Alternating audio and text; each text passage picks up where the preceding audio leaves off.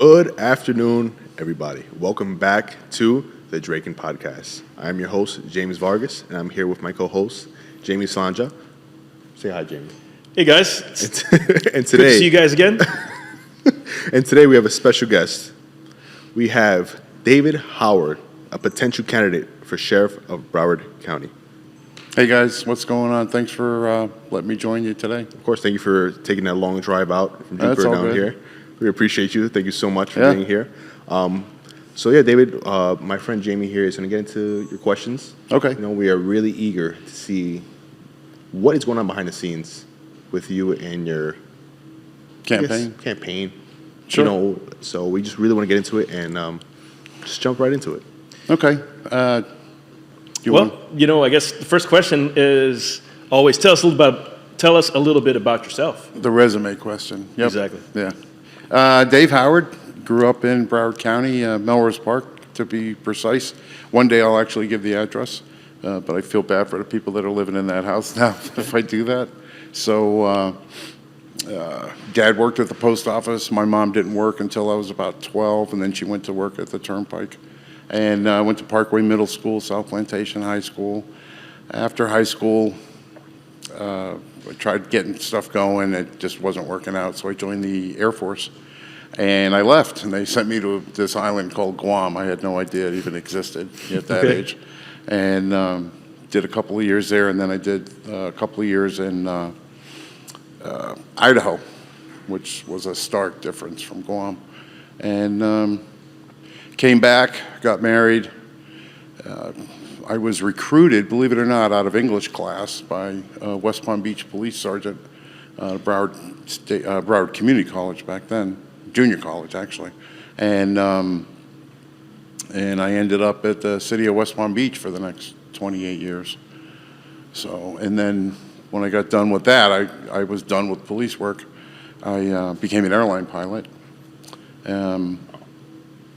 Dad had a heart attack, or not a heart attack, he had a stroke, a really bad stroke, and I was constantly traveling. So I quit my job as airline pilot to help my sister and my other brother take care of my dad until he passed. And in that interim, I was offered a position or a opportunity, if you will, to start a police department, which, that was pretty amazing in and all of itself. And then I became the chief of police, and I was there for 2.5 years. So starting a police department, how difficult is that? The logistics and the politics behind it all? Well, I mean, any other place, any other county, it would probably been quite a bit easier. But like we would reach out to the Broward Sheriff's Office, who was our current law enforcement provider, and as an example.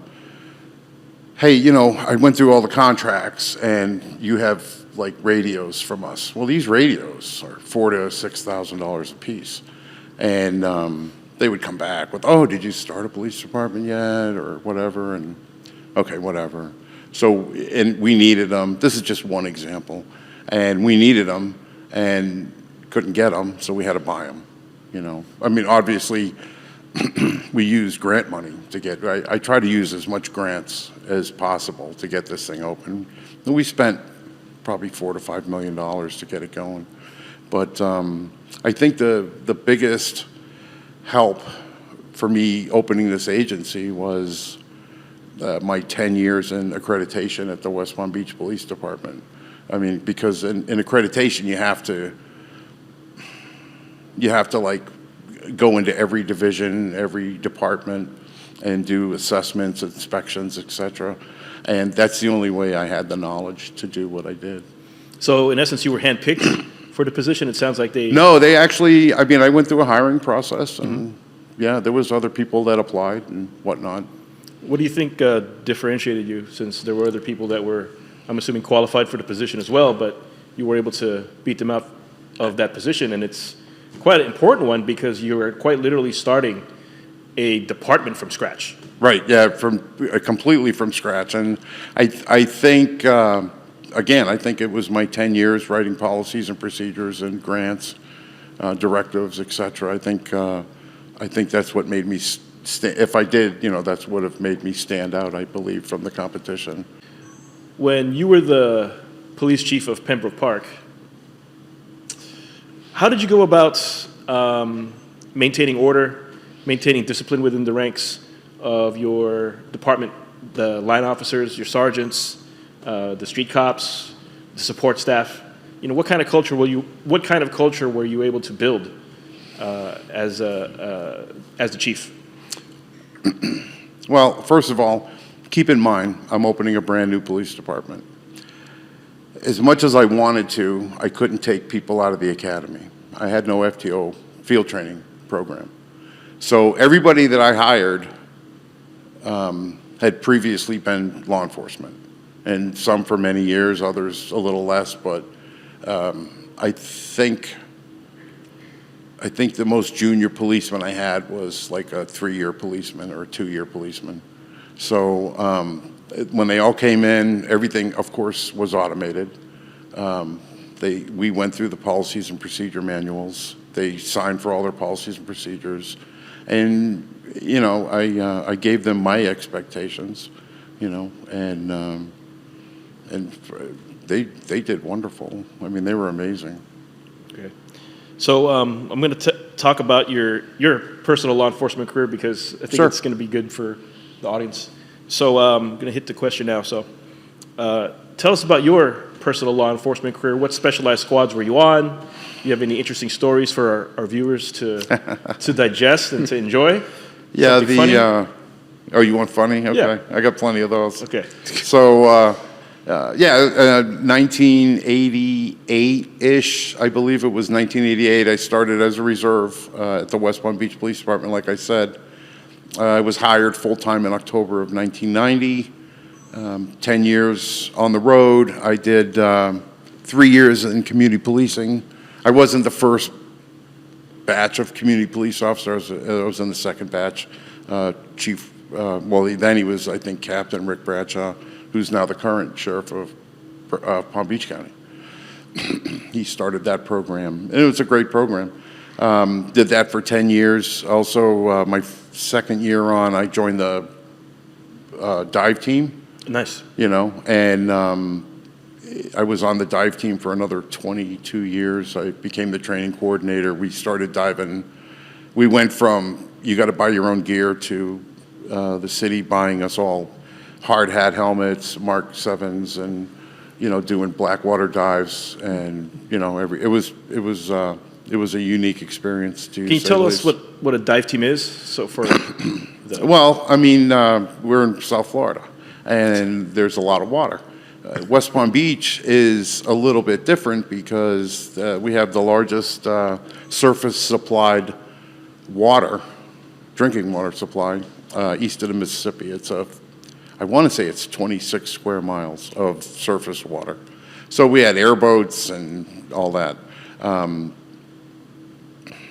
So we had to have dive teams because people like to commit crimes and throw stuff in, including bodies, into the water. And so somebody had to go get them out, I can't tell you how many cars I pulled out of the water and, bodies, etc. You said you wanted a funny story? Yeah. Okay. You have something like that. So we get a call, it's late at night, and we get a call out. We were always getting called out. And my buddy Greg and I responded, and he's yelling at me the whole time because it's late and it's this canal, and you come up, you're going to get leeches all over you and stuff. So we put on our dry suits. Okay, listen, I said, we'll get our dry suits. The body's right there. We'll put it in the body bag. We'll pull it up and we'll drain the water out of the body bag, and we'll pull it up, and the detectives will be there, and the detectives will do their detecting and whatnot. And so we did all that. Everything was cool. Our dry suits on. We didn't get our hair wet or anything. It was a pretty easy one. It was a pretty shallow canal, probably 5 feet deep. And so we put the body in the body bag. We pull it up on the embankment. The water's draining out because obviously it's very heavy with the water in it. So we're pulling it up, and then we got it empty, zip it back up, and he's pulling the body up, and I'm pushing I'm still in the water on the bottom, you know. Well, apparently this victim, he never trimmed his toenails. So his toenails came ripping through the body bag. Oh my God. The whole body, the body bag on top of me. Now we're both underwater, you know. So that was a mess. We eventually got out. Didn't have any more body bags. We had to get another one. And What were these body bags made out of? Paper? no, it's I don't know. It's like a Mylar. Like a nylon?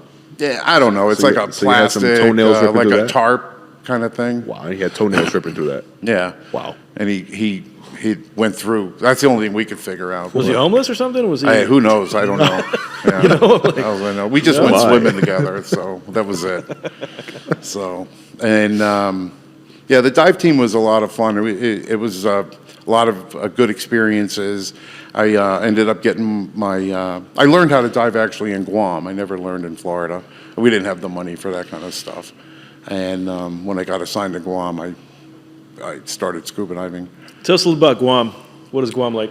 Wow, 35 miles long by 8 miles wide, in the widest place. That you have a huge naval facility on the south side of the island, and Anderson Air Force Base is on the north side. It's where a B-52 crashed in World War II, fully loaded or whatever, and that's right off the Marianas Trench, which is the deepest part of the ocean. Right. So, yeah, for a guy named Jim McWhorter, who was a tech sergeant E6, he used to hold dive classes on the base, and he had a captive audience, you know, all the GIs or whatever. And then you joined the base dive club, and for $2, you went to the base dive club, and there was some cantankerous probably an old 30-year retired master sergeant or something there, you know. And for $2, you'd get a scuba tank, and you'd get a horse collar BC, you know, and you know, for an extra $2, you could you could rent a longboat with a 6-horsepower engine on it, and you'd go out into the Pacific Ocean right off the coast of Guam and have some of the best diving, you know, ever. That sounds like a lot of fun. It was. You know, we're so dumb. We're 18, 19 years old. We didn't know any better. Yeah, you were newly in the military, right? Yeah. You know, we you're in were Guam. climbing down. We used to dive the American tanker, which was sunk in World War II. But to get to the American tanker dive site, you had to climb down this huge ravine of boulders and rocks and stuff with all your dive gear on. You know. Wow. Yeah, it was a blast. It was a blast. They had a ship in the harbor, the Tokai Maru. I can't remember if that was sunk in World War I or World War II, but there was another ship underneath the other ship. Really? And the one ship was sunk in World War I, and the other one was sunk in World War II. You know. It's a war zone there. Yeah, it was. Yeah, it was. Yeah, Literally. It was a major war zone there. You know, the funny thing about Guam is, you know, for those of you who don't know, I was in the FBI. We also have a league out there, so we have a presence on the island as well. And it seems that Guam is just a place for military and Yeah. federal law enforcement. That's the inhabitants, and they have the locals, the Chamorros, The Chamorros, yeah. and that's it. in the That's only streets thing. of Dedido. You know? Yeah. That's all you have. Yep. I had a great friend of mine who injured himself in Guam and was able to get off the island that way by, you know, Getting injured. by claiming, you know, he hurt his leg, sent him back home to the United States. Yeah, they had, when I landed, my sponsor, his name was Hermie. He was a local guy. He did his whole Air Force career on the island of Guam. And he took me on the other side of the airport, and he said, go grab a car, you know. And I was, what are you talking about? There was all these cars from all these GIs who'd left. They just parked their cars there, and they signed the title, and they put them on the front seat, and you go pick out a car, you know. And it was a B2000 Datsun or something. And I remember because the highlight of your day was this was before cell phones, before beepers. And the highlight of your day was going to the post office, which is on the other side of the Air Force Base, to see if your mom wrote you a letter, you know. And I'm driving over there, and the hood flies off the car. So it was a great experience. Yeah, Good old the Guam. younger generation doesn't understand that if you really wanted to communicate with somebody even a few miles down the road, Right. you would have to write letters. Yep. Right now it's like all text, it's all instantaneous. You couldn't call. It was $2 a minute. on the phone call. $2 a minute. It was literally $2 a minute. Man, I wouldn't even pay that now. I know. $2. I remember, like, if you had a phone in your house, it was a big deal. Like, people with 2 phones, whoa. You know, Yeah. that guy's got 2 phones in his house. Look at him. Yeah, oh, man. I know. He's doing really well. If my kids, if their phone rings, I'll go to answer it. They lose their mind. Oh, man, no. They don't know what it's like to have your mother answer it and tell them, oh, no, he's in the bathroom. Mom, why are you telling him I'm in the bathroom for, So how long were you on the streets of what West city? Palm? Yeah, West Palm. I did 10 years on the road as a road patrolman. Like I said, I did a couple of years, and then I went into the community policing program, which was really cool. And it was, because I didn't have to be a slave to the radio anymore. Right.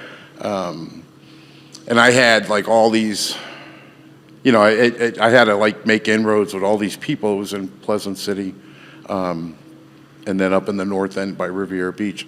And I had to make all these inroads with all these people that have just been forgotten for many, many years, And like Mr. Bozo, who ran Bozo's Automotive, I used to go hang out with him, and they trust you, and you gain their confidence, etc. And they would tell you things, So, like, I don't know, Frank on the corner, he slings dope from 6 to whatever. And I could change my hours, and I could go park by Frank to make sure he was safe while he was selling his dope. Of course, he didn't sell any dope with me parked there, but, Right. I'm just trying to be helpful. And People don't understand how dangerous police work is, particularly on the road, because, when I was working the streets as you see, you see a lot of stuff. If you're on the streets long enough, if you're on the streets 8 hours a day, every day, you just realize how dangerous it is. Like, You see all these traffic stops are probably the most dangerous thing a police officer can do. Yeah. And guys are doing that multiple times a day, and it leaves them vulnerable. I think a lot of people don't get that. It's a very difficult job. It's very stressful. You never know who you're going to meet. right. You run a plate, and if it comes back, we've got wants and warrants on this guy. It's game time, right? You got to rock and roll. If he pulls over, wonderful. Good. If not, if not, then you got to reassess. Yeah. So, which kind of leads me to the next question, because you started your career in law enforcement in 1990. What's changed since then?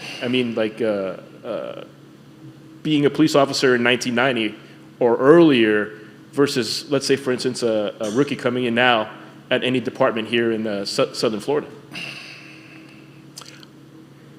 I think we had a lot of support back then, but I don't think it was as vocal as it is today.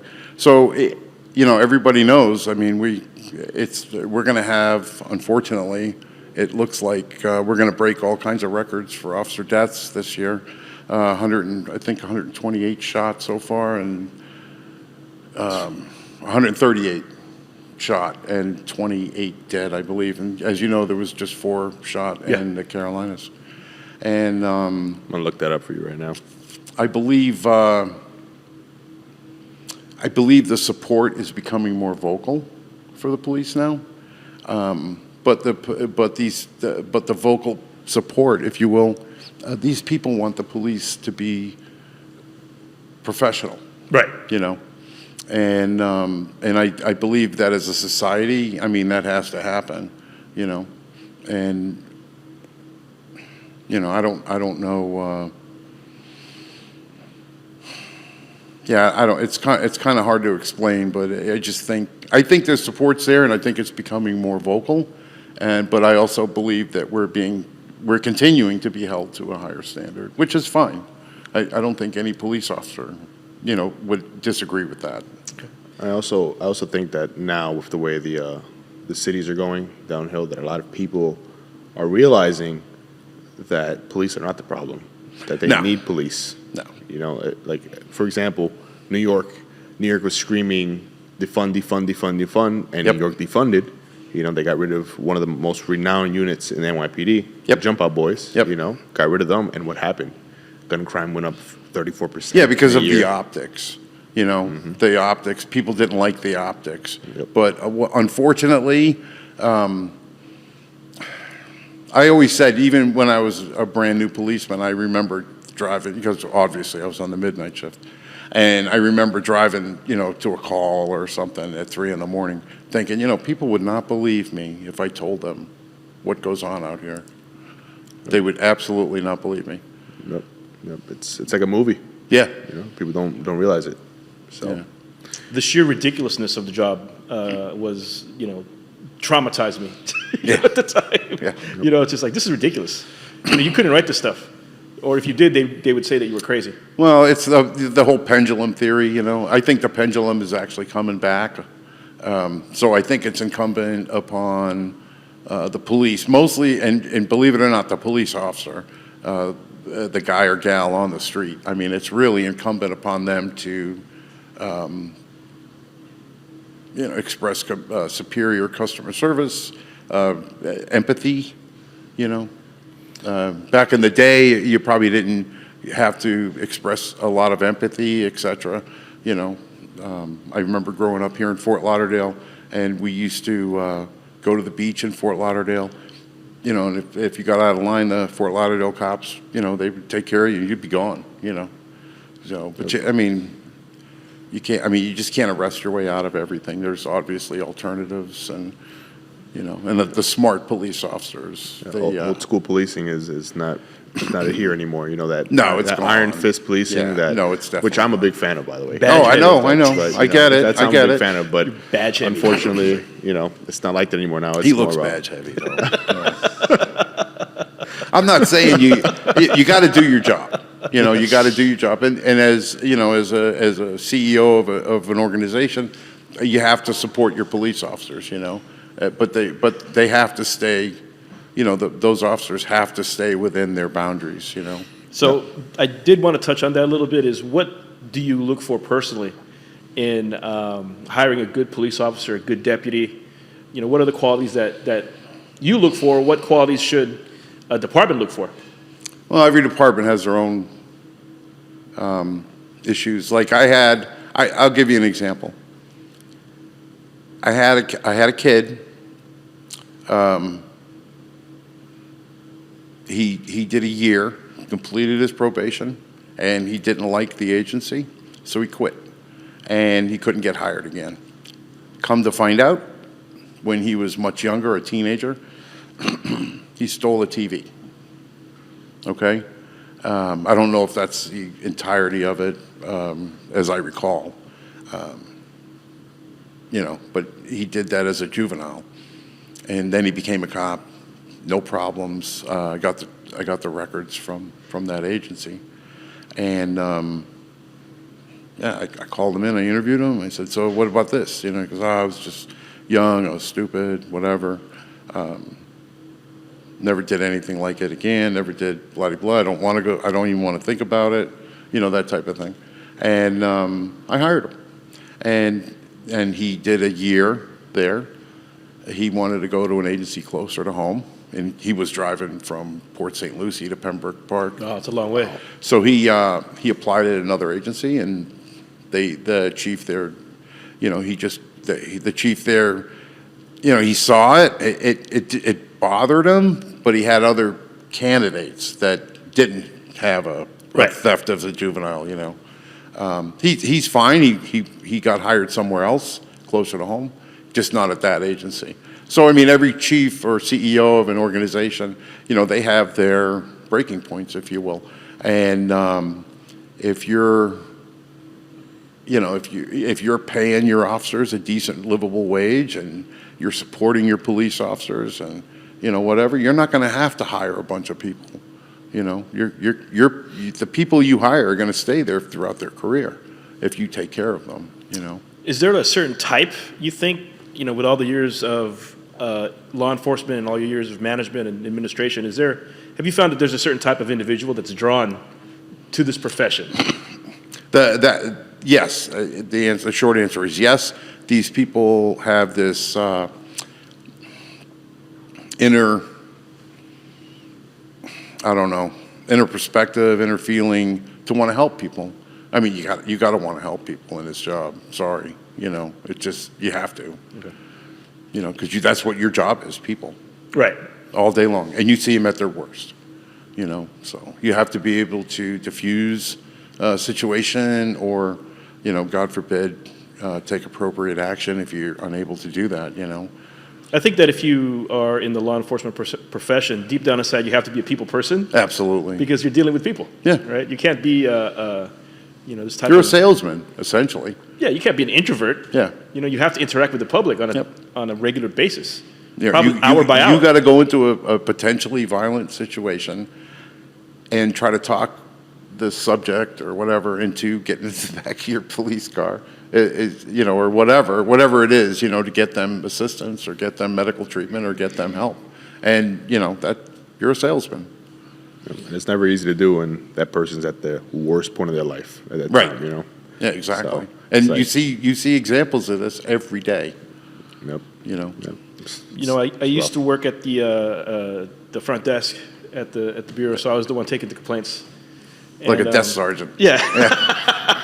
So I had to take in all the wackadoos. So the people downstairs would, the federal police downstairs would screen them as best they could. They'd send them on up to the lobby. I would, interview them, have them write down a bunch of, whatever their complaint is. And some of the things that I would see were insane. Oh, yeah. I don't know. I think the guys downstairs were joking with me. Had a lot of guys like were convinced of aliens, that they were being monitored. Yep. I had a guy literally put on a tinfoil hat in the lobby while I was interviewing him. It was like, Yeah, I had it was crazy. I had to do a 2-week rotation in dispatch when I first got hired, and I don't know how those call takers and dispatchers and stuff. I just don't know how they do their job. The 2 weeks almost killed me. I had to listen. Back then there was George Bush, I think, in office, and I had to listen to these guys calling me up talking about George Bush, and I'm like, oh my, do you have a need for a policeman? Or nothing. So yeah, I can only imagine what you got at the FBI office. yeah, and I just sort of use that as an example because, like, if you're interacting with the public, not everyone is sane. What I've come to realize, there's a lot of crazy people out there, right? Yeah. But for them, it's okay. I mean, that's their normal. There are some You crazier have than to- others. Yeah, you have to, you have to realize that. Yeah. Hopefully within a few minutes. I'm a little rusty now, but I used to be pretty good at it. Well, we got you here, so Yeah. you must be really rusty. I did want to ask you about social media and how that's affected the law enforcement profession, right? Because now everyone has a camera, everyone has a phone. I've seen like a lot of these so-called auditors, right? Intimidating police officers while they're. We had attempting to them. do their job. I'm on YouTube with You a are? couple of them. Yeah. So how has that affected the job now? What's going on with that? I don't think it's helping with the recruitment process because these people are recording cops a lot of the times, like editing the video footage very selectively Of in course. order to make the guys look bad. So No, I think, I think a lot of agencies, except with the ones I told you about before, who, pay quite well, they're struggling to hire. They continue to struggle to hire. yeah, So, social media, and that goes back to what I told you, coming off the Palm Beach Lakes Bridge at like 3 in the morning. If people knew what I did every night, they would lose their minds. That's what you see happening in the general population, if you will. But I mean, now that all the cops have cameras and, even, well, the aviation unit at the Broward Sheriff's Office doesn't, but they should. Everything should be recorded, I think, just for transparency, if you will.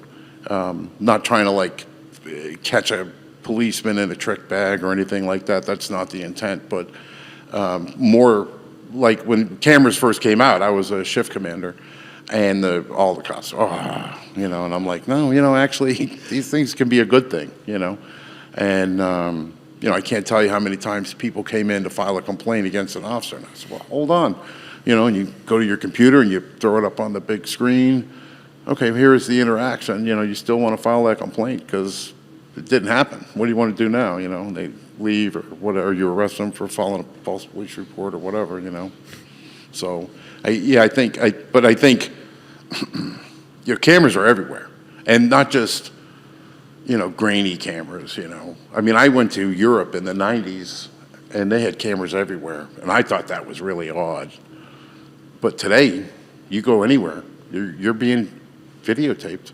So when do the nurses start getting, cameraed up, and the doctors, and, all this? I mean, it's eventually, I think it's going to happen. No, and I agree with you. When I did my tenure in the New York City Fire Department, we wished that we had cameras. Yeah. Unfortunately, we can't because of HIPAA and all right. that stuff. But there were a lot of times where we knew people in our unit who got falsely accused of XYZ, and there was no way to prove that. And those people got jammed up for a year, 2 years, until the department ran out of time saying, hey, listen, we can't investigate this anymore. Right. But it's still 2 years of you sitting on the couch, Yep. waiting for someone else to make a decision in your career. So cameras, big fan of that. Yeah. I think it's a necessity. I don't think the cameras worked out the way they thought they were going to work out. I think a lot of folks thought that, we're going to see all these cops doing bad things or whatever, and it just didn't work out like that. Nope. When I was training in Quantico, I think it was the first or second day, they'd show us dash cam footage or body cam footage of things that could go really, really wrong. And we lost, like, I believe 2 or 3 new agents that day. Because they record just how brutal the job can be, right? Yeah. During a traffic stop, you get shot, and I think the general public doesn't get that, it's highly, highly dangerous, and that It's objective as well. at any moment, something can go wrong. Yep. And the way these things are edited, and depending on the narrative of the person editing this footage, can make things look really, really bad. Things can look really, really good. And very rarely do we get the full story behind, a lot of these interactions the police have with the public, particularly if it goes backwards. So Yeah. You're running for Sheriff of Broward County. What makes you uniquely qualified for this position, and what do you envision your first 100 days will be as the potential new sheriff? Wow. I believe what makes me unique from the other candidates, including the sheriff, is my my general, more than 30 years in law enforcement. The fact that I created a brand new police department. The fact that I'm the only one in this race that's ever been a chief of police, and I held that role for almost 2.5 years. And my military background, I was in the military for some 30 plus years. I retired as an E9 that's the top of the enlisted rank structure. Deployed twice as part of Operation Desert Shield, Desert Storm, which is probably a little older than you guys. And also I deployed again for Iraqi Freedom as a backfill position, and I was one of only 12 diamond-wearing E9s in the entire Air Force, which was pretty cool because I could go anywhere and drink coffee, and nobody said anything. They just said, "Good morning, Chief." And so I bring a lot. I think I bring a lot of program management and a lot of people leading people to the table. The question, the first 100 days of the sheriff's office, that's huge. That's such a huge question. You have no idea how big that question is. The current sheriff is literally not transparent. I've had records requests since last year, and he won't give them to me. And I do know for a fact that from 21 to 22, crime jumped almost 20% in some areas of Broward County. Now, you guys have some situational awareness with law enforcement and stuff. A 20% jump in crime is absolutely huge. And when we opened Pembroke Park, I dropped, no, Pembroke Park is a 1.6 square mile town. In the first 7 months, we had 52 burglaries. We solved 48% of those burglaries. 52 burglaries, so that's a lot for a 1.6 square mile town. The year before, under the law enforcement contract with the Broward Sheriff's Office, they had 800 burglaries. Wow. I can't even, it's amazing. It's every day. And you know what their clearance rate was? 0. So you're telling me they haven't solved any of those burglaries? They haven't solved any of them. Wow. So I think my first 100 days, I can tell you right now, week 1, I'm going to engage parity in pay for corrections. You know, corrections is paid $10,000 less than a road deputy. You know, and when I bring that up, the road deputies get angry. You know, and I'm like, what, are you kidding me? You guys are all doing the same job. You know, yeah, okay, you're in the jail and you're on the road. So who do you think's got it worse? You know, the mental illness issues in the county they have to be addressed. Homelessness in the county. I can't think of the name of there's an organization that does homelessness for school children. And in 2022, they estimated 5,000 homeless kids in Broward County. Wow. The HUD says there's only 5,000 homeless people in Broward County. Well, if you're a child and you're homeless, you got at least one parent, right? And if you're homeless, chances are that parent's homeless too, right? So there's 10,000 homeless people right there, okay? So, and you have to address it. So what's going on is they're taking these homeless people and dropping them off at the Broward County Jail, which is in Fort Lauderdale. And when they get released, there's nobody to pick them up. So they're released into Fort Lauderdale, you know? And there's got to be a better way, you know? There's got to be, and the county has to do more as well.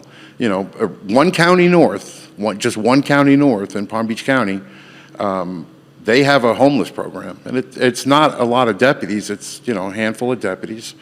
But they have gone out into the community and gathered all the information for all these resources. So, and they have them on speed dial, you know. So like, you know, if you call AT&T, for instance, because your phone broke, you know, you're on hold forever, right? I mean, what if you're homeless? Who do you call?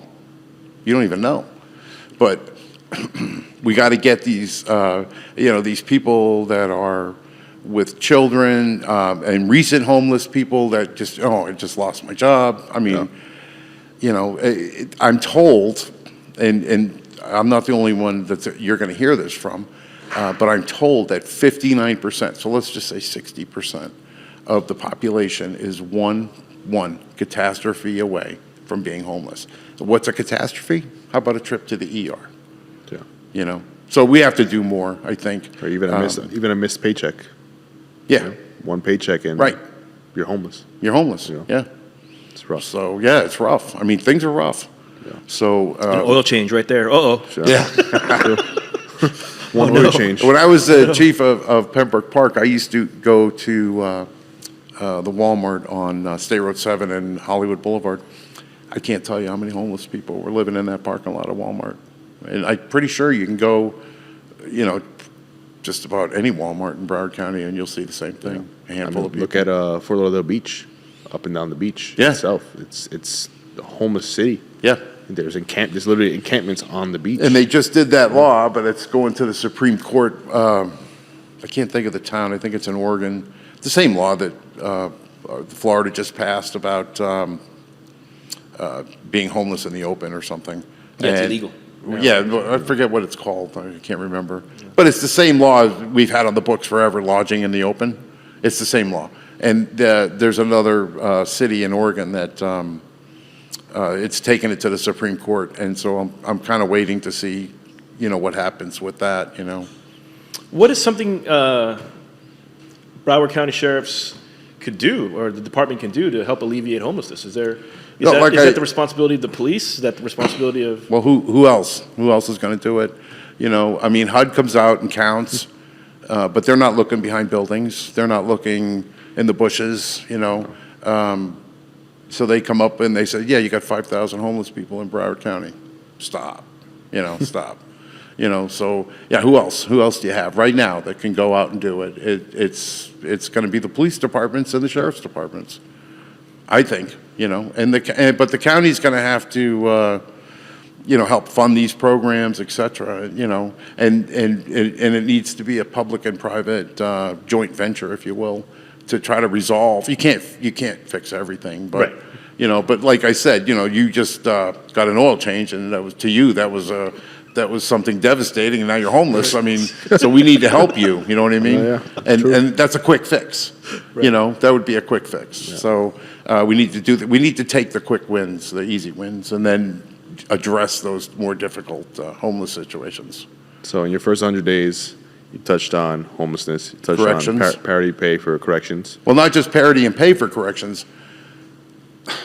The jail was built in 1984.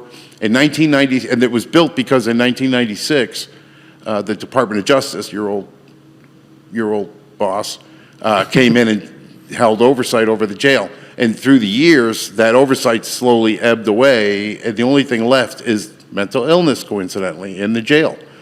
So under the current sheriff, he's had 22 people kill themselves, or one person got killed, I think, and then the other 21 killed themselves. Previous to that, since 2011, they've had like 81 people died in the jail. So there's still obviously an issue. And I believe that the jail was never properly staffed. So what I'd like to do, if able, I would like to do a national search. This is the 12th largest Department of Corrections in the country. I'd like to bring in somebody with some serious corrections, a background, and to help us get this taken care of, because I don't know what they do in the jail. Do they have some kind of training? What about, how about help them get their GED? Let's start there, and then let's find out, how do we lower the rate of recidivism in Broward County? What do we got to do? We can only do so much, obviously, but we got to do something, right? Yep. And then you also touched on transparency. There is no transparency. So what would you do to change that? Well, right now, if you go to any social media with Broward Sheriff's Office, 99.9% of everything posted is a picture of the current sheriff. Okay, this morning he was in a Jedi suit. Okay, let's pull that up for you here. Okay. All right. So this is May 4th, right? So yeah, it's like Star Wars. May the 4th be with you. Yeah. Right. Great. Yeah. Whatever. So last week he was in a parking garage with SWAT gear and everything. He was the only one in the parking garage with all this SWAT gear, and he was telling you how tactical he was. So I call him Tactical Tony. So, and that's fine. I whatever. But that's not my style, and I don't want to be on TV. I don't want to be, I would rather the focus be on the deputies and the firefighters, the pilots. The men and women who go out and do this job every single day. That's who needs to get the credit, All right, so let's pull up the sheriff's page here. You don't have a Jedi suit? I don't. Okay. I don't. All right, so this is Broward County's page. I don't think I would look good. So we have currently 1, 2, 3, 4, 5, about 7 photos of the sheriff himself on the actual. I can't wait to fire him. Yeah. I can't wait to fire him. Yeah. On the actual BSO page. Yeah, he's absolutely destroying the agency.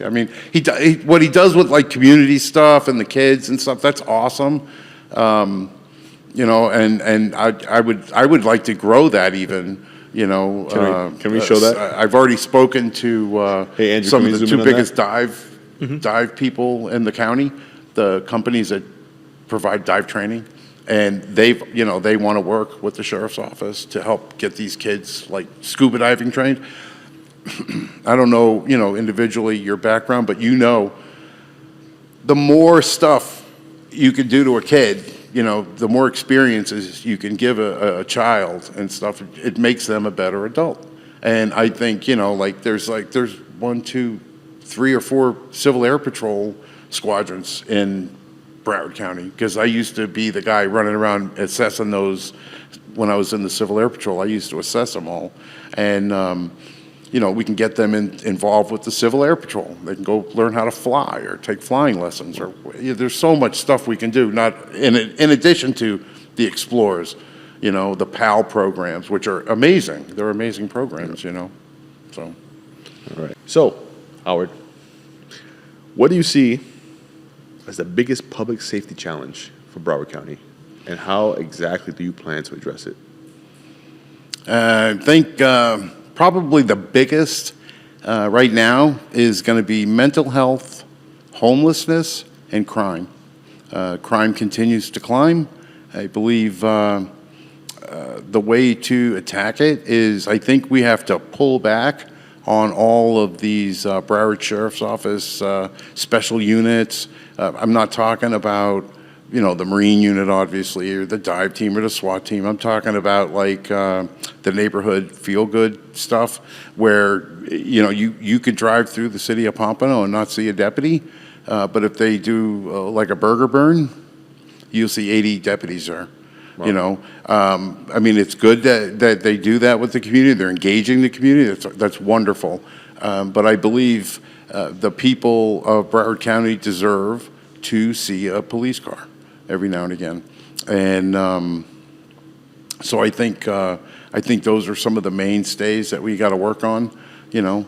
And as an example, they don't have an auto theft unit. So if your car gets stolen, it goes to the BAT, which is Burglary Apprehension Team or something. And these guys are, you know, they do all the front office capers. I understand they're in Miami quite a bit. So who's really looking out for your stolen car, you know, that you probably only had liability insurance on, so now you're out of car. The other issue is they don't have a financial crimes unit. You know, we need a financial crimes unit. We're in Broward County.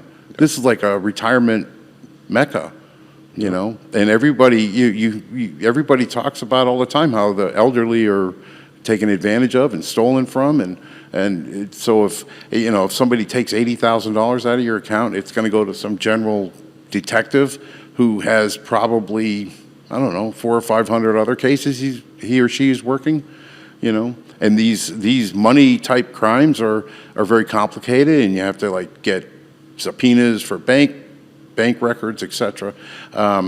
Yeah, I think we need to just focus on the basics, and let's get back to the basics, and let's make sure we're doing what we're supposed to be doing, and then let's go crazy with the special teams and the etc. So basically, you want to get rid of all the miscellaneous units that are just kind of the feel-good units. Yeah, I call them the feel-good units. The more like community affairs type units.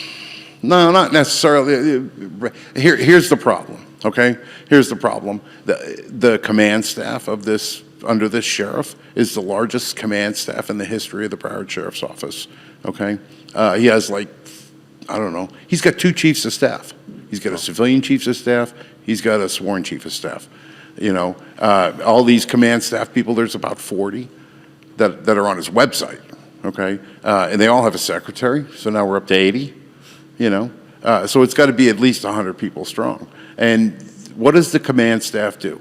They support the sheriff. So he's got his 2 to 4 that we've seen anyways. And I'm talking in places like Kings Point. You know, he shows up with 2 to 4 security guys that are assigned to guard him. And they usually are carrying like MP5s and, you know, sidearms, etc. Yep. Okay. Wow. Sounds like a lot of, I don't want to say a waste. It is. But it's just like. It's fraud, waste, and abuse. It's a lot of manpower for one person. They have majors driving colonels. Colonels don't have to drive themselves. Wow. Isn't that crazy? And this is a police department. This is a sheriff's department we're talking about here. This is a law enforcement department. Yeah. Sounds like a like a club in Miami. Who's doing all the audits of where the taxpayer? Who is doing all the audits of where the taxpayer dollars are being spent? I can't even get a police report from Broward Sheriff's Office. I wouldn't even begin to tell you where the audits are. You know, he's got his budget. You know, the overall budget is on his website. But I mean, you know, like I said, I can't even get a burglary report, so I don't know why I would think I would get an audit. Yeah, because like, you know, something like that, man, it's taxpayer dollars that are being spent on. Yeah, it's a waste. Traveling with a photographer. I mean, Yeah. you know, it's like, you know, he followed me everywhere. You know, Yeah. I mean, come on. No, everywhere he goes, this guy's got a photographer, and as soon as you can see it. I mean, I've been to many events with him. And as soon as he walks in, his photographer's snapping pictures. He got a little cheese on his face, you know, freaking taking little smiley faces. And I get it. You're a politician. You got to do that kind of stuff. But at a point, it just becomes ridiculous. So Howard, what measures will you take to address and reduce crime rates, particularly violent crime in Broward County? All right, well, a key focus of my campaign is to reduce gang violence in Broward County, and there's a lot of gang violence in Broward County. Yeah. There's enough to be concerned about, for sure. The northwest neighborhood of Pompano, as an example, yes. A 10-year-old was just shot from a stray bullet type thing. You know, so number one, we need to have police on the streets. Okay, that's number one. If you don't feel like you're going to get caught, then you're going to do something that is probably not good. You know, we all know there's people out there that don't care if they get caught. So, you know, I can't address that, but we need police on the streets, and we need a lot of police on the streets. You know, Broward County's been ignored for a very long time. You know, it's been ignored for a long time. So we need to make sure that these contracts that they're paying for, these cities are, they call them contract cities, I call them customers. But these customer cities, you know, if they're paying for, you know, X amount of police officers, X amount of firefighters, then they need those police officers and firefighters. In addition to that, if we have an issue and we need to put more police officers or firefighters in there, then we're going to do it. You know, they pay taxes.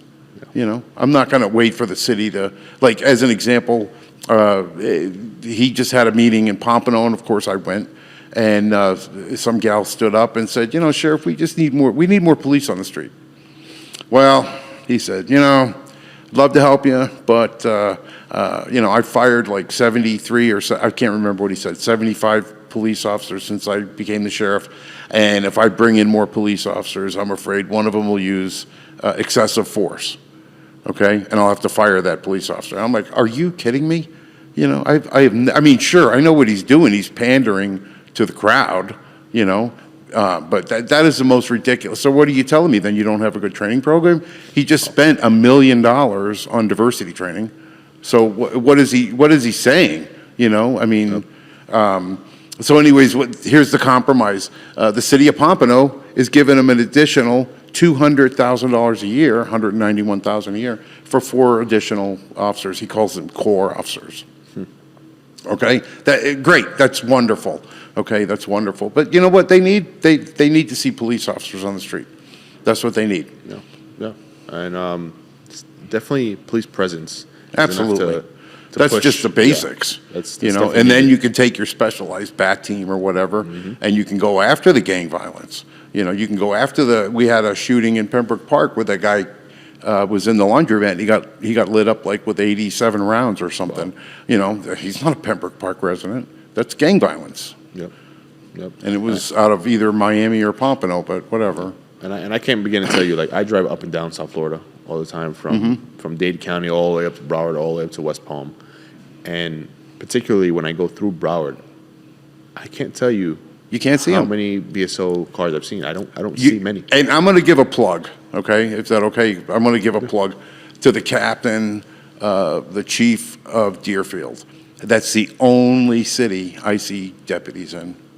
I mean, I don't see him, like, working. I don't see him pulling people over or anything like that. But I see him. I'm very tickled pink about that. You know, so kudos to that captain in Deerfield. Yep. I can't remember the last time I seen a BSO car. Yeah. You know, I go hang out with my buddy Jaime here a lot, and going up into Broward, I don't see any BSO cars. You know, so it's definitely a thing there. All right, let's see what else we got here. So I also wanted to ask you, what strategies will you implement to support mental health and diversion programs for nonviolent offenders? Well, you know, first of all, I think I think we need to look into, if it's not already been done, is converting the jail, an additional tasker, if you will, as a Baker Act facility. I'd like to tweak the Baker Act laws, so that's something I'll be definitely working on, because I think that once they come into these facilities, they're not able to get the full treatment that they need. And I'm not, they get meds, and that's it, no treatment, because something to do with the way the law's written. I know they just changed it, and I really haven't gone back to revisit it, but I would like to do more treatment in the jail for these people that are suffering from mental illness. And the other thing is, we already spoke about it before, but the people that work on the mental health ward, first of all, let's make it a specialized unit. I mean, let's be real. It's an issue, okay?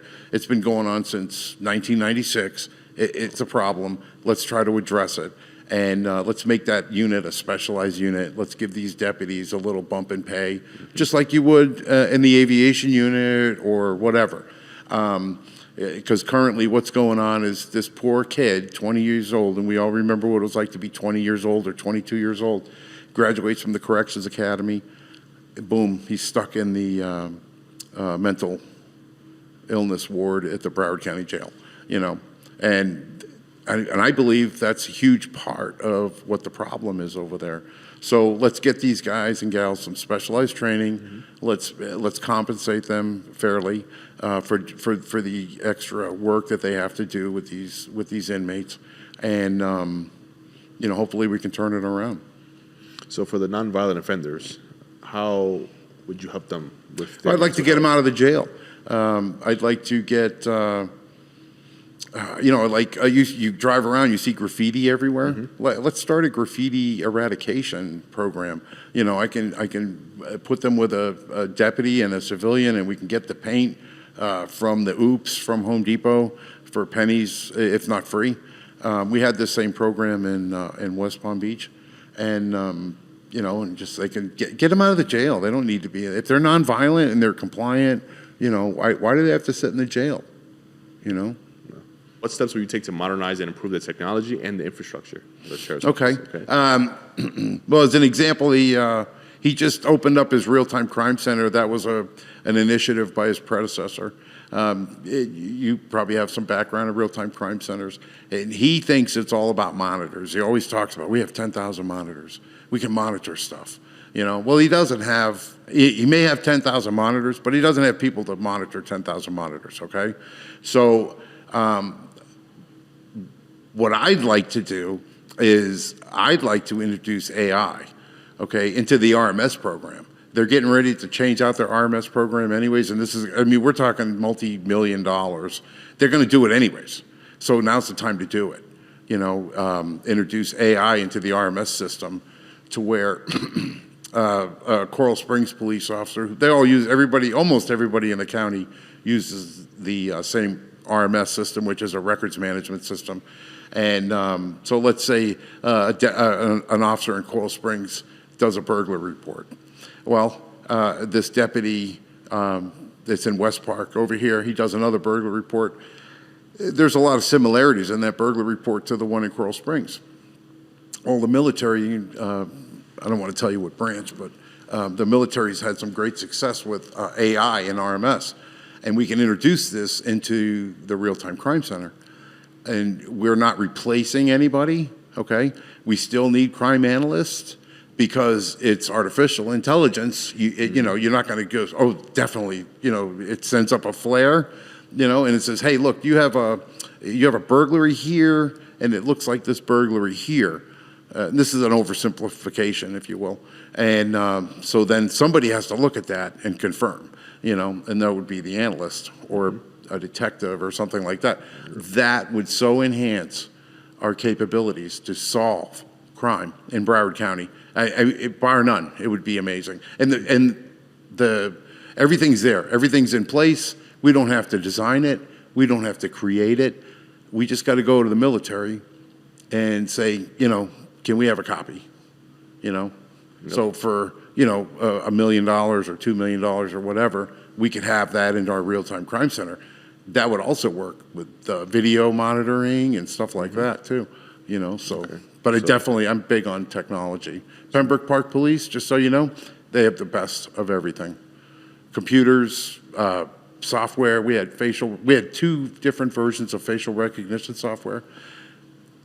One of my officers, when I was there, a guy coming out of a bar wearing a mask and a hat. He got a facial ID on the guy who was stealing. He was stealing catalytic converters. Got a facial ID on the guy with all that. Then he did a Google search warrant on his phone, put him in the bar. Nice. You know, hey, he did some, you know, this is, I mean, a patrolman. This is a patrolman. Wow. This is what you can do, you know, if you give your officers support and the tools and the knowledge to do their job. Yep. Wow. So, introducing AI, what about for your current setup, your current kit for your officers? For example, their current firearms, their body armor, their body cams, their tasers. What would you do to upgrade their current kit? Well, the only thing I hear about is first aid kits, because the current sheriff has a first aid kit company, so he's always selling kits to himself. Oh, really? Yeah, oh yeah. Huh. Yeah. And so he was even just talking about that recently, buying more first aid kits. So he's paying himself through his own company? Yeah, who knows? Who knows? They have a public corruptions unit at the county, but they work for the sheriff, so I don't know how that's going to work.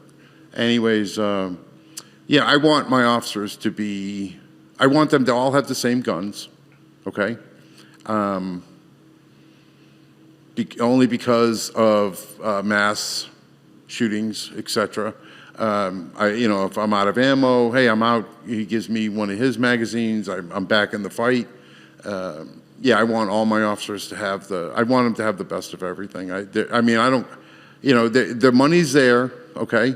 It's within the existing budget. It's not going to cost the taxpayers anything more. But I'm going to lean on, you know, here's an example. When I go to the sheriff's office, I'm not firing anybody, okay? Everybody that works at the sheriff's office right now is going to continue to work at the sheriff's office, unless they don't want to work at the sheriff's office. Then they can leave, okay? And I'll give them a plaque and everything, whatever. They may not have their same role, you know? Like I want to pick my own undersheriff, you know, as an example. But if she doesn't want to quit, then she doesn't have to quit. I'm not going to, and I'm certainly not going to terminate her, you know, just walking in the door. That's different than all my other people running for this position. Because I need to, Broward County has been ignored for so long, okay? I don't have time to bring in all these strangers to the system that's in place and try to train them in what I need or what I want. The people are there already, you know? They've been at this job for, especially in the command staff, they've been in this job for 20 plus years, you know, 30 years.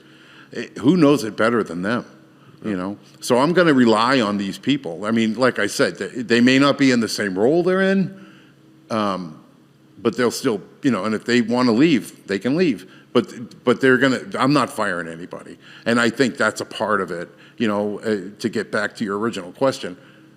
I'm going to go to the training sergeant and say, hey, Sarge, you know, what kind of guns are we using?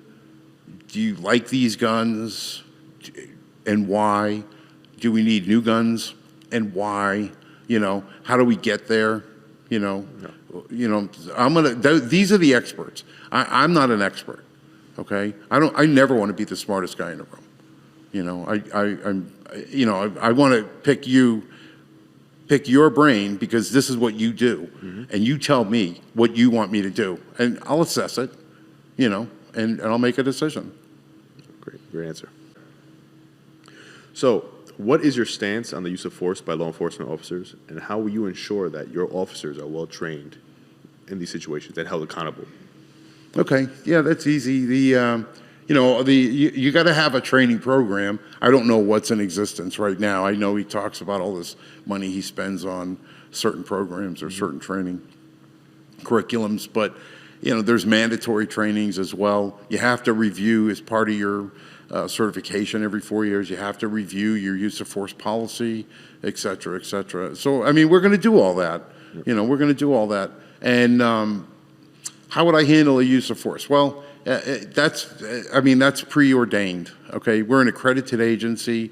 Use of force is monitored on every officer. I don't know what he has set the standard, because he can do that. I set it at 5 use of forces in a year. The supervisor would bring that deputy in, if you will, and review the 5 uses of forces. This is after a use of force review happened at the time of the use of force, okay? This is an additional review. And that has to be done every year. The shift commander or whatever would then document their review, send it up to the, I call it internal affairs. I think they call it professional standards. And they review it as well. And then, of course, as the sheriff, I would also review it. And, so there's plenty of, I think there's plenty of review. Could there be more? Could we do a better job? Yeah, of course, but we'll have to, as we go, and like I said, I'd like to automate a lot of this stuff. I don't know what's in existence now, okay? Like I said, I can't get a burglary report. Yeah. So, that process is in place. As far as punishment, I believe in progressive discipline, okay? I'm a firm believer in progressive discipline. And, a policeman, deputy, if you will, puts a bad guy in the backseat of a police car, and then he calls him an expletive when he closes the door. Unnecessary, completely unnecessary. Does that deserve termination? I don't think so. But it, obviously, what are you doing? Everything's done, everything's calm, and you did this. So, obviously, progressive discipline is needed. That won't be tolerated, nor should it be. And, I don't know. The systems are really in place, as far as. How would you go about getting the necessary equipment, the necessary tactical vests, med kits, firearms for the deputies, for the officers? These things are available, and there seems to be a budget for it. However, it seems to be more of a political decision to not provide the officers with the best equipment out there. So, is there a workaround in order to get the guys, what they need? It all comes down to leadership. Okay, I'll be completely upfront with you. Probably a lot of the deputies won't vote for me when I say this, but I don't really like the tack vest look for a deputy on the road. Okay, maybe for the bat team or one of those plainclothes type situations. That works good. But I like a regular looking uniform. Okay, I think I think your uniform, the police car, that does like 90% of your work for you, 90% of the time, okay? And and you got a department with $1 billion budget or more. I think it's like 1.3 billion. And then that last helicopter crashed, so the county just gave them 2 more helicopters, which, what a great commission.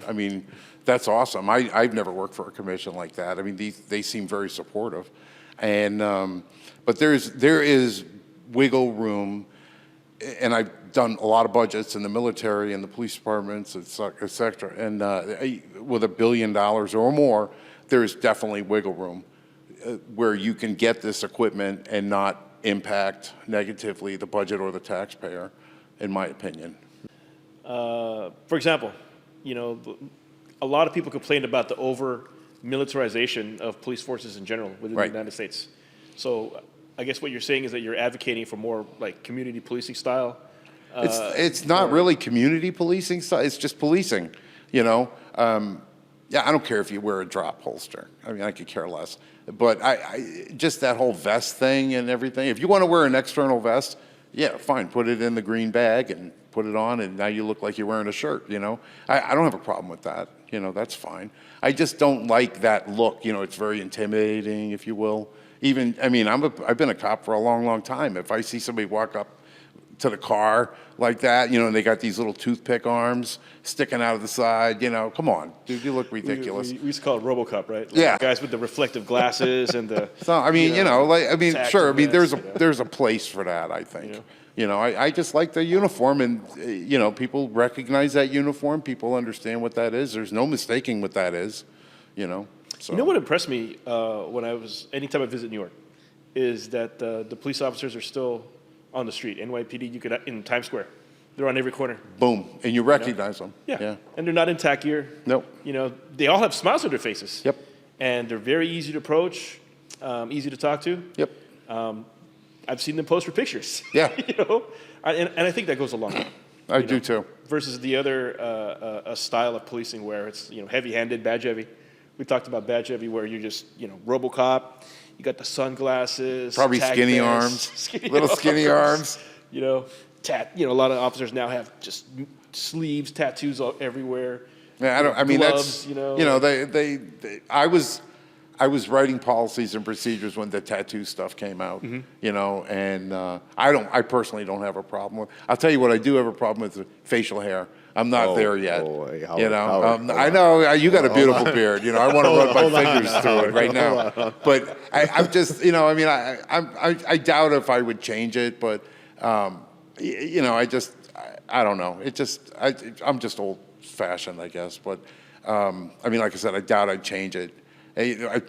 Making sure everybody's in a uniform will be tough enough. I told that to my son, who I think I explained to you earlier, is beginning his law enforcement career. He lost his mind when I told him about, I'm going to put him back in uniform. So what are you talking about? You got like 15 minutes on the job, you know?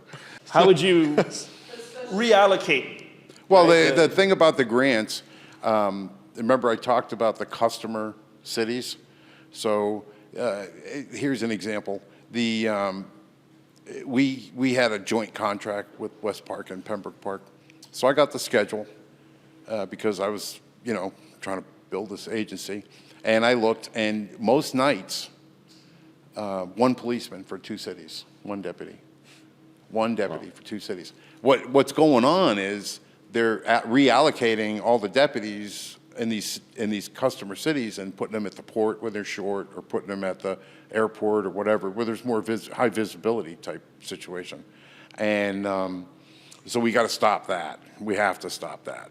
And so if I get a grant, you know, like for instance, bullet vests, the bullet vests, the federal grant, check a box, submit it, and they'll pay up to half of the cost of a new vest. Well,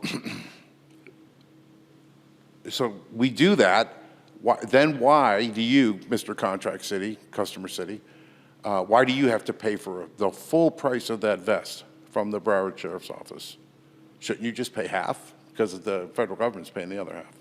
So we're going to do stuff like that to make sure, you know, and I already promised the 13 communities that I'm going to open up every contract and try to cut the waste out of them, because public safety is very, very expensive, okay?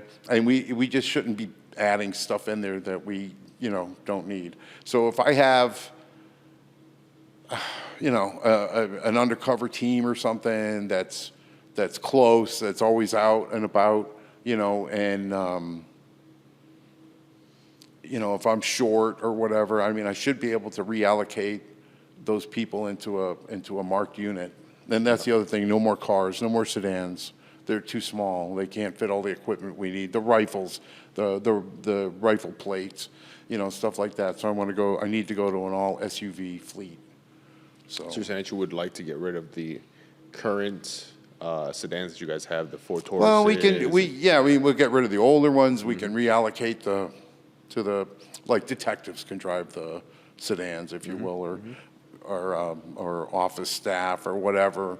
You know, I mean, obviously it's not going to happen in a week. I mean, it's going to take Yeah, time, you know, of course. because the cars are very, very expensive, you know, and, but with all the equipment and stuff these deputies have to carry, and, yeah, you can't do it in a sedan anymore. And then now they are getting more and more responsibilities as well. You know, what would you say? Because I know most deputies are basically trained in medical, right? Yeah, they have first aid Right. training. What would you say about giving them even more training to the point of actually having some of your deputies being EMTs or medics? Well, Broward County is very dense, okay? We can agree on that, right? 2 million people.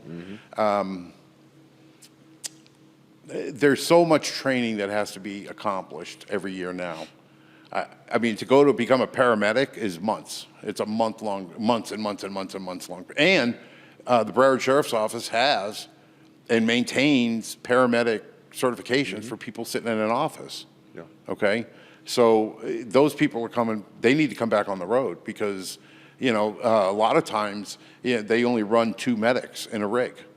You know, so they need, you know, and then so, okay, we go to this thing, you got to take this person down these stairs, so they have to call an engine out.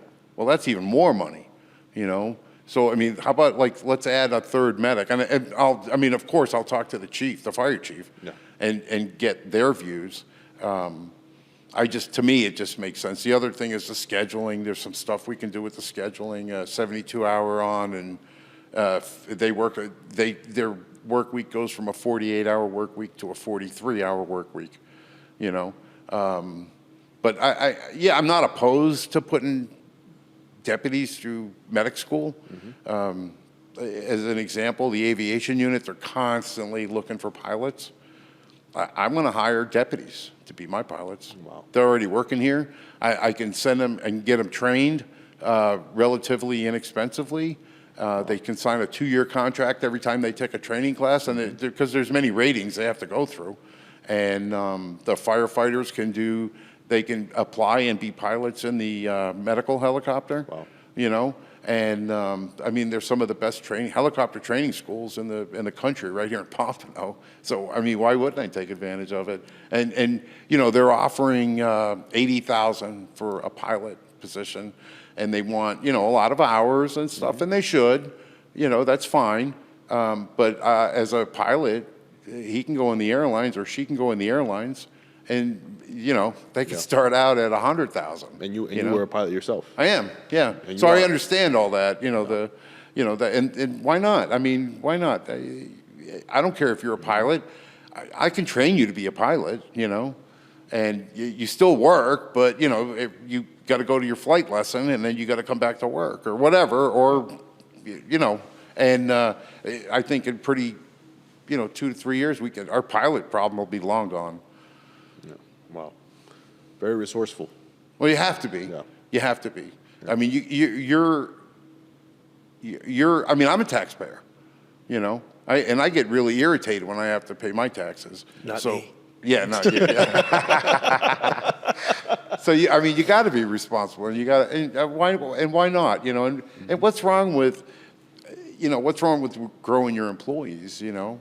They did it for me. They sent me, the police department I worked at sent me to dive instructor school, you know, and they made it, you know, it was a huge deal. I mean, oh, you got to sign this contract. Yeah, I'll sign the contract. I'm not going anywhere. I'm going to get my pension, you know. I think a lot of these departments have a like rinse and repeat type of thing where it's just like, oh, if we can't find somebody, we'll go get somebody, and if we have somebody that's not doing a job, we'll just get rid of him and find somebody else. Yeah, that's the wrong attitude, you know. I mean, and it shows. And look what's going on.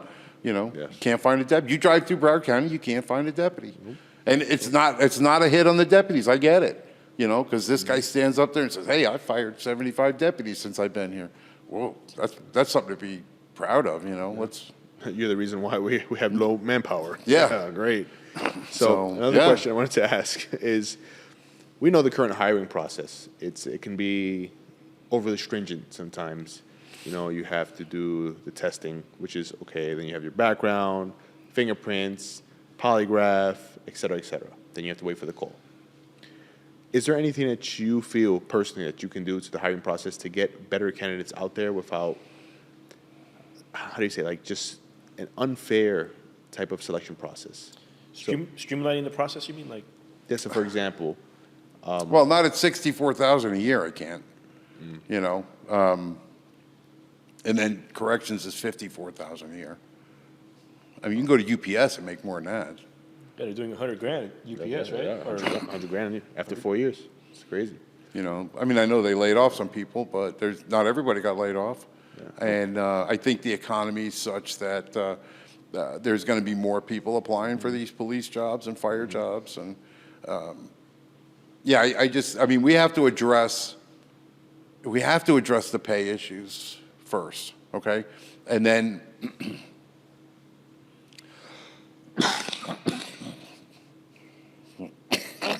Oh, man. Reset here. Got some okay? water there. Yeah. Some water? Okay.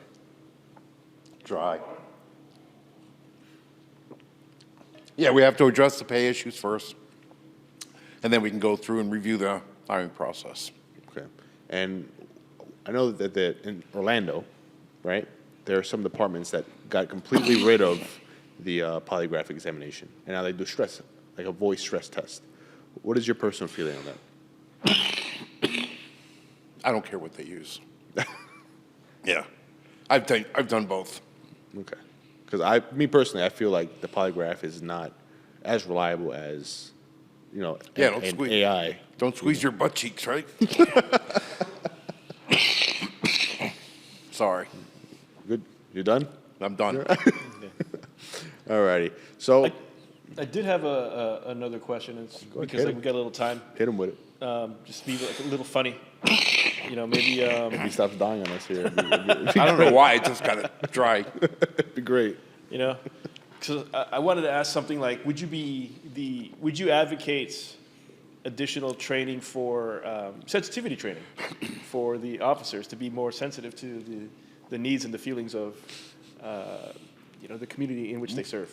More than $1 million a year? More than $1 million, yeah. I don't know. I mean, I'd have to look at it. But he just spent $1 million on sensitivity training. No, what entails sensitivity training, as far as the Broward Sheriff's? I don't know. I've never worked at the Broward Sheriff's Office. I know in my background, it's an education and culture, different cultures and stuff. I mean, we're in one of the most diverse areas of the country. You got to have it. I mean, I'm okay with the training and stuff. I think it's great, but $1 million? Seems slightly excessive. Yeah, you could probably get away with like a weekend seminar or online training for something like that. At the BEMR. You could probably do it on your phone. Have the guys sign in an extra 30 minutes or something, off hours, for their sensitivity training. I don't know. I think we had to do it. I think I'm sure you did. It's been around forever. Yeah. It's been around forever. But I don't think for us it was significant enough for me to remember. I think it was something like, hey, you know what, just do an hour and then self-generates a certificate, something like that while you were in the office. No, I know, I can't think of her name. Barbara is her first name. She goes all over the country and teaches it. Howard, just to wrap this all up, we've been here for an hour and a half, and it's been great talking to you. And same with you. And we appreciate you being here. So I just want to ask you, what message would you like to convey to the residents of Broward County, and what is your vision and commitment to them as a sheriff? I think to everybody in Broward County, I think one of my biggest things is obviously transparency, honesty. I will never lie to you. I will never hide anything from you. I shouldn't have to. And just going to tell it the way it is. We need to support our police officers. We need to support our firefighters, and we need to pay them a decent wage. I think I have a fix to where we can start adjusting their pay upwards to match those in surrounding counties, so we don't pay $250,000 per corrections deputy to go to Palm Beach, as an example, for $73,000 a year. So we need to fix that, because it's costing you and me, everybody in Broward County more, and we need to address it, and we need to address it head on.